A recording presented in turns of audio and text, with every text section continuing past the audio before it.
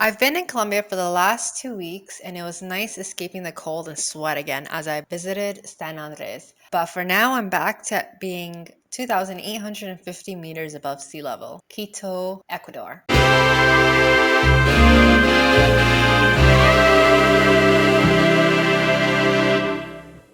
started the journey by visiting the northern and southern hemisphere at the same time, Mitad de Mundo. Here you also get to see the great aerial view of the city.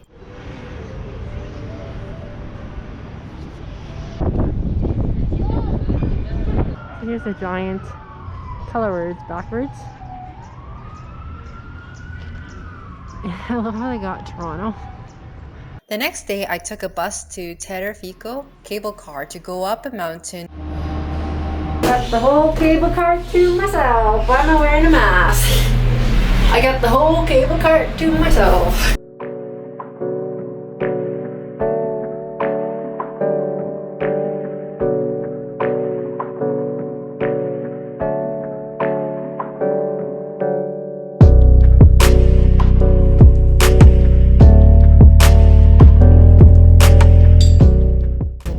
A swing to swing over the city. Unfortunately, it was a bit foggy, so the view wasn't the greatest. On the way home, I ended up at the mall where I ate food from the food court, but at least I had a great view of the cars circling around. On the way to the bus stop, I got distracted and ended up at a salon. What was supposed to be a pedicure ended up being a 4-hour hair dyeing session. This was the results. One of the Google article recommended a hot spring an hour away from the city. That is by car though. By bus it took 4 hours, that includes 2 buses and a 10-minute taxi ride. But when you're shoestringing, you got nothing but time. There was a movie on the bus, however it was dubbed in Spanish with no subtitles. Good thing I've seen the movie before, so I could kind of understand what they're trying to say.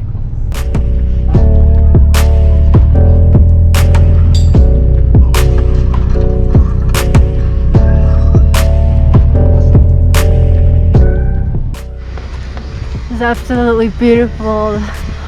Hot spring is surrounded by mountains. So nice. Oh, this is amazing. Guayaquil was the next on my list to visit. It was much warmer as I dropped down to 4 meters above sea level. It was something I was looking forward to. On the bus ride there, I met a local person. We spoke for 5 hours on Google Translate. This helped the 8-hour ride go way quicker. So I took the wrong bus and now I'm stuck in the middle of the freaking freeway.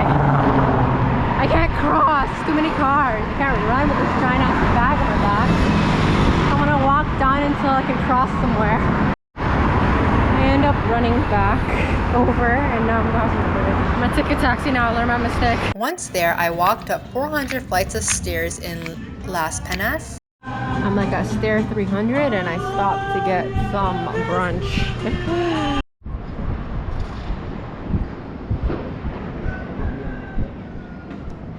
And walked along Malecon 2000, their fancy way of saying the seawall.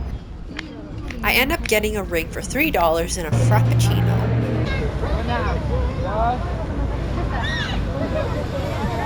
The cable car caught my attention and I decided to ride back and forth. As I was riding it for fun, this actually helps 40,000 people commute to Guayaquil to Durham and vice versa, saving them 40 minutes.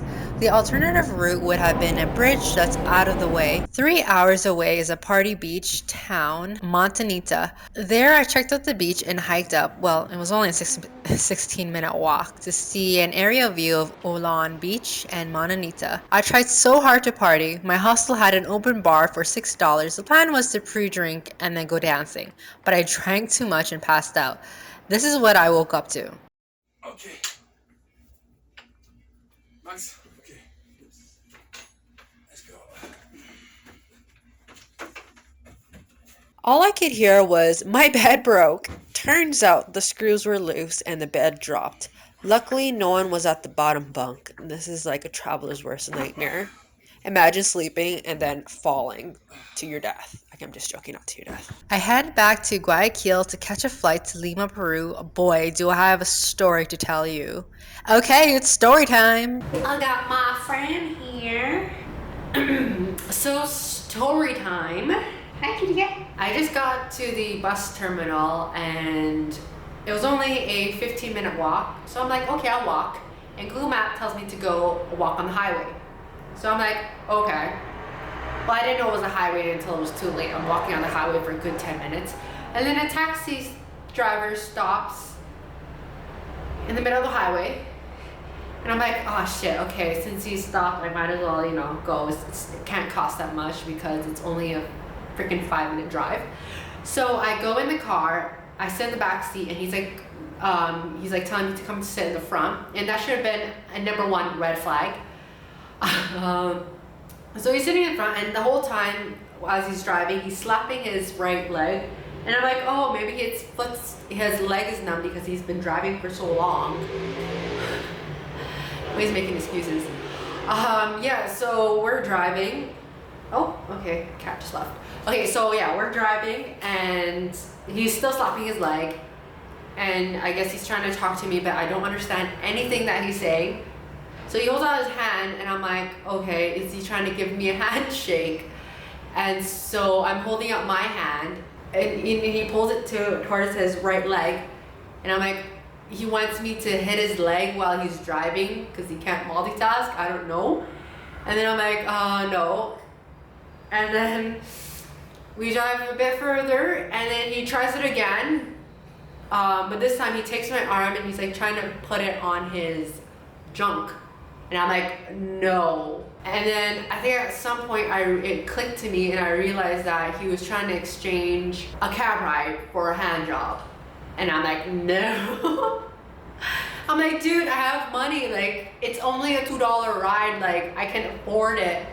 But at this point, I'm like, okay, this is really freaking disgusting. I just hopped out of the car and just like ran off. Yeah, listen to the story. If he tells you to sit in the front, run away. Yeah, so that was a lot of fun. It's funny looking back at it now because it's like, the whole time I thought he was trying to shake my hand and try to be my friend, but no, he was trying to get something else out of it. I hope it never happened to anyone else. I wish I had the license plate, I could report it and whatnot, but I was just so terrified I just ran off. I just hate that it changed my mentality after, because I was gonna kill some time and go to the mall, but then I was like, oh my gosh, it's such a dangerous world out there now. I'm like, there could be another one of him in the next minute. So I stayed in my hotel for the rest of the night. And yeah, but the next day I was fine. I was like, okay, I'll get on with my life, and shit happens. This shit should not be happening, but it does. So have a good night and a good life. Peace.